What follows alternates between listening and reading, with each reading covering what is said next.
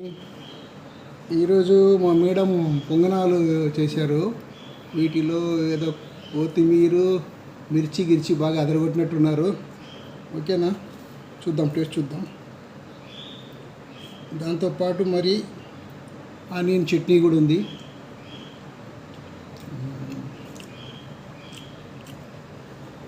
బాగా విడివిడిగా పొంగనాలు బాగా టేస్టీగా ఉన్నాయి. అయితే ఈ పొంగనాల గురించి చిన్న స్టోరీ చెప్తాను మీకు.